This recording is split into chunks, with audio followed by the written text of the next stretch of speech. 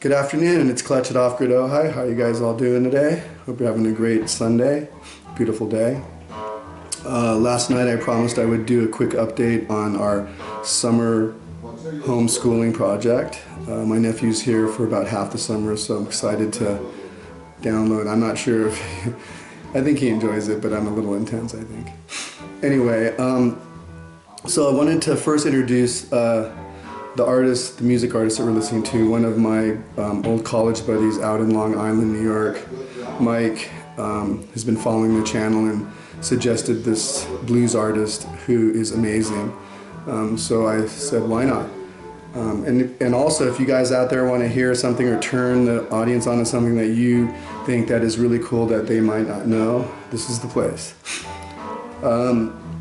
Okay, so John Lee Hooker. I think this particular album he sent me was called Endless Boogie, and I just did a little bit of research on him. It was fascinating. John Lee Hooker was, they don't even know, he was born either 1912 or 1917. That's interesting. He was the son of 11 kids and a son of a sharecropper in Mississippi, where the Mississippi Delta. And it was really fertile soil because of the delta. We'll talk about soil and organic and gardening, but also known for its poverty. He was one of 11 kids, and they were homeschooled, and he was not allowed to listen to any music except religious music. His mom then married some guy who was a blues guitar player and kind of started his influences. But he ran away from home when he was 14 years old and never saw his mom or family again, ever. He ended up in Detroit and working in a Ford factory, and that's where he bought his first electric guitar. He was ranked by Rolling Stone, I believe, 35 in the top 100 guitarists. And he's famous for something called talking blues, which is kind of like maybe the early rap, and Delta blues, which now you know comes from the Mississippi Delta. But he incorporated the electric guitar, slide guitar, and harmonica, which makes his sound unique at the time and today. Anyway, thanks, Mike. Loving it. All right, so to the summer school project. I talk about history a lot, and it's so important today, and I thought I wanted to make sure that, my nephew was getting enough history in class. And last 4th of July, he was up, and, he didn't know what the 4th of July was about. It shocked me. And I said, but he could tell you about racism and cancer. Not to knock the school. I mean, he goes to what I would consider a progressive school in San Diego. And they do learn interesting things that that they probably don't teach at most schools. But I had when I was younger, things that existed. But he has like computer programming, audio lab, music, photo lab. So those are interesting things. However, I'm more concerned about why you go to school, right? And that would be math, science, and English and reading and writing. At least he's 12. So I asked him, what he's doing in math and science, and I feel like he's probably on par with where he should be. However, when I talked about reading and history, I quickly realized they're getting very little. And it's, of course, my hot point because I'm so history-centric. They have a class called Humanities, and that's where they learn the race and the cancer and they're supposed to read in there, but they're not told to read anything. They get to pick their own book, however ridiculous it is. And I don't think he even finished it this year, which tells me how much importance they, kind of put on there. So I thought our homeschooling project, our major project, was going to focus on this. I also noticed that his writing skills were subpar. Kids don't write anymore. So I had to find a project that incorporated reading, writing, reading comprehension, and history. And I thought that, I do risk assessment, right? So I thought that these were the risky areas that he was not getting. So to that end, I started thinking about a book that we could find, and I didn't know it at the time, but I had just gone to the Santa Fe Indian Art Festival last year, and I went to this antique bookstore and got a few books. Little did I know, and I filed it away in my little history library, and I go down there and get a new book every once in a while. So it's interesting because there's no coincidences in life. I keep saying that, and I'll keep showing you examples. But so I went to the San Diego library with him to get a book, and maybe it doesn't surprise you, but we couldn't find it. I couldn't find a history book that was factual, i.e. unbiased. I couldn't find a copy of the Constitution that was, i.e. unbiased. I went, instead of, I don't need commentary, we just want the facts so we can make our own free thought. But it's so pervasive how everything is, we're being told what to think. So I go up to the library and I say, hey, do you have kind of just neutral material? And she looks at me and she said, that's going to be really hard to find. I said, really? At the library? And she said, yes. And I said, wow. So I went to a bookstore and I got a copy of the Constitution, just like a kind of insert pamphlet and some of the things that I gave to him, but I just wanted to make that aside. So I felt it was really important, this project. So I went to my own library and I, lo and behold, found this book that I had purchased in Santa Fe, and it's called The Outline of History, and it's written by H.G. Wells. It's an amazing book. And this book was written in 1920, so 100 years ago. And H.G. Wells died, I believe, before World War II, because somebody else finished World War II. This book ends at World War II. However, it starts at the beginning of time, like creation. It's an amazing book, and it's completely unbiased. And it might seem politically not correct in some areas, but I think that we're all mature enough to understand those were different times 100 years ago. But I do teach him those nuances as we go through it. Let's see, a little bit about H.G. Wells. Let me think.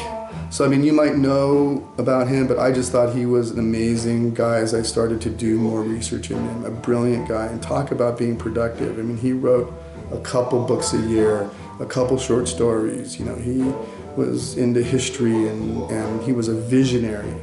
And if you look back on some of his works, and he just was way ahead of his time. He was really meant for this century, I think. In the foreword of the book, he writes this little foreword, this little note. I don't know. It's interesting actually, because I sent him an Amazon copy of this, a 2020 version, and it's already slightly edited, and they can't keep their hands off it, whoever it is. So he writes this foreword in the book that says, I know the book's, it is what it is. People might not agree, but it is my best try at an objective description of history. As we all know, history is normally written by the victors. So anyway, he writes in there, what I'm really interested in is in 100 years, what the new version of this book would be like. Of course, we don't make books, right? It's an iPad or whatever. And what kind of cool inventions, and what are you guys doing, and how much have you progressed socially and all this stuff. And I kind of thought, God, he is so brilliant, and he's right. There's a lot of innovations that he would just marvel at, and I think there's a lot of things that he would be disappointed at. All right, so just to get right into it, just to mention a few that I can get off the top of my head. He wrote, and this is all before 1900, most of it, and I think before 1900, 1897, he wrote The Time Machine, The Invisible Man, The Shape of Things to Come, The Island of Dr. Moreau, War of the Worlds, When the Sleeper Awakes. I think I got more here. It's just, the list goes on and on. If you can see, he wrote so many books. You should check it out on Wikipedia, and short stories. And that's not to include the non-fiction books such as this book, The Outline of History, The Sleeper Awakes, The New Machiavelli. The guy is amazing. So we decided to do our own book of an outline of the outline. Okay? And so that's kind of the summer project. And so it incorporates reading about history, reading comprehension, writing. Let's take a aside here, his penmanship was terrible. So we spent a whole week on just the alphabet, case, lowercase, consistency, spacing. And, it took, I don't know, a long time to write one sentence, and I was just actually getting scared. So we continued to practice. Practice makes perfect. And, I said, try doing it with your eyes closed, because he was so deliberate in every letter that he wrote, and it still wasn't neat. So we got into consistent writing before we even started doing this. He's so proud now. He goes, look how I write now. He shows people, look how I write now. This is how I wrote before. This is how I write now. So it tells me that he's proud and happy that, that we did this. So this is the book. He wrote, that says History of, Outline of History by H.G. Wells, my nephew's name, circa 1920. And so it starts with creation. And we start talking about how the world was possibly created, solar systems and Mercury, and this is where we started drawing pictures of the solar system and what the first organism looked like, single cell division, mutations, cells, reproductive mutations, and a little drawing exercise for each chapter. This was a little charcoal draw of life during the Paleolithic age. And we did record of the rocks. We learned about strata. If Mike's watching, Mike and I have a minor in coastal geology, so he would understand this. And the record of the rocks, the Cenozoic, the Mesozoic, the Paleozoic, the Proterozoic, the Asterozoic, the Azoic.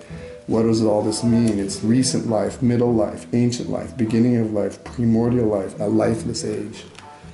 So you can see it's quite extensive. We're going to draw some pictures here. We haven't finished yet. These are the first fish that breathed air, lungfish. Life and climate during this time, Australian lungfish. He's drawing more pictures here, but look at his penmanship. It's very neat. It's very good. And he exercises free thought, and there's to come up with kind of what paraphrasing, or what did H.G. Wells say, and what are you going to write about it? And so. Dinosaurs. He's getting good at drawing now. Tribolites and the first flying animals. Wow, not bad. I haven't seen all this. Tyrannosaurus Rex, Triceratops. Don't even know these guys. The age of mammals. More stuff. But this, this is really interesting because it really kind of explains to him how we got to where we are today. And we talk about apes and man, the first man. And we talk about the first glacial, learning how to make maps and legends. Europe, Western Asia. Before, he didn't know where any countries were in the world. Now he could name 6 countries in every continent and knows about their origins, their language, why their race is unique to them, and why they grew up the way they are. This shows where the glaciers were. The glaciers had receded and encroached 3 or 4 times during this history, without any global warming. Covered Europe, retreated back over Europe, covered Europe, retreated 3 times. And that's why a lot of people had to migrate, because they couldn't live in those areas. And that's why it forced humans to kind of mix. The post-glacial age, the first tools. We learned that after man became not nomadic and learned how to cultivate, they could form cities because they didn't have to move all the time. And once they formed cities, then they needed, other laws and religions formed, and we started talking about the Bronze Age and the Forest period, and you can see there's a lot of detail. Copper, Bronze Age. They use stones and pots, the early thought. So this is where it starts getting interesting. The origin of thought. What was man thinking about in these remote days? Simple things like, oh my God, there's a bear, run. Oh my God, a bunny, how can I catch it? A man couldn't tell the difference between animate and inanimate things. If a stick hurt him, he would kick it. If a river was roaring and foaming, he was scared of it. It wasn't till man started going in communities. Once people started cultivating food and domesticating animals, allowed man to free time to think about the following: what's right and what's wrong, what's taboo, personal hygiene, which started religion. The word religion was derived from the Latin word religare, which means to bind. I learned that in this thing. This is very interesting. Think about that. The people who created the word religion used a word in Latin called to bind. Some early religions are like priests who tell what right and what was wrong. They were also like doctors, like healing doctors, and they also were sacrificial peoples. Races of mankind. It's very topical. I use that word too much, but people try to say that, you know, the past doesn't relate to the future, and I would beg to differ. Man is still differentiating. Is man still differentiating? I would say yes. Factors that affect differences. Differences in climate, differences in food, scarcity, meats, vegetables, attacked by enemies, animal conquered by humans, intermixing, man where nomads, climates, war, persecution, exploration, environments, variety, environment, food, climate, location. Also, I taught him the formal outline and how to think and put your thoughts into an outline, you know, Roman numeral A, B, etc. We go into the Australia types, the Negro types. Okay, and so he puts a disclaimer here. This is his school coming out. This book we are reading was written 100 years ago. There may be words or concepts that may be politically incorrect. Oh my God. This is what, I'll get into this. Let's just take a tangent here. You know, these schools are indoctrinating our kids, and it's really dangerous. School is for learning, not for indoctrinating. They are imposing and placing fear in the minds of kids. I see it. You know, why should I work hard? The world's gonna be polluted. Global warming is gonna destroy the world. We're gonna all have disease and cancer. I mean, there's so much fear. You know, fear of one party or another. By the way, I am not Republican or Democrat. I might as well just get this out. I vote for who I like and the issues, and I don't listen to narratives. So the Negro types, the Caucasian man, Mediterranean man, Algerian, Mongolian types were yellow. Languages of mankind. There was no one primitive language. They had word for horse, bear is coming, bear is going, bear, blah, blah. He talks about the German, Italian, Greek, Armenian, Persian, and various Indian dialects. He talks about the Semitic languages. And he talks about the Aryan peoples. And it's very good to understand because most people think of the word Aryan as German Nazis, but the word Aryan was used as a description of all the European peoples and that bloodline, that race.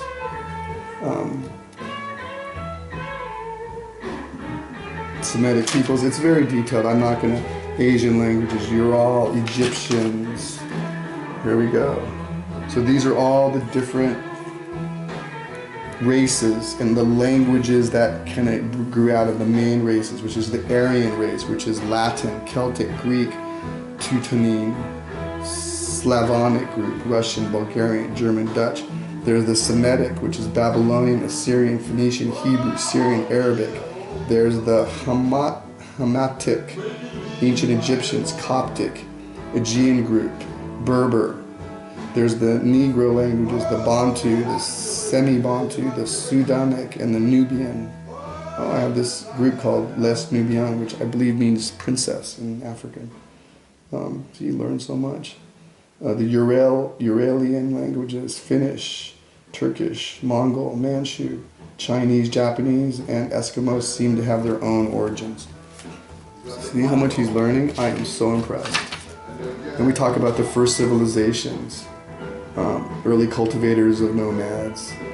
All right, so you get the picture, but we're really learning, and it really starts to come to today.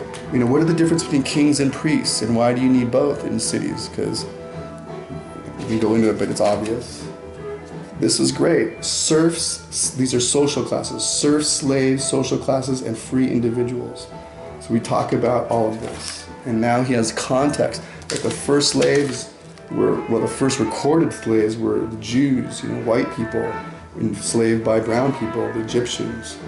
But most of the slaves in Europe were white. They were Slavic slaves from Eastern Europe.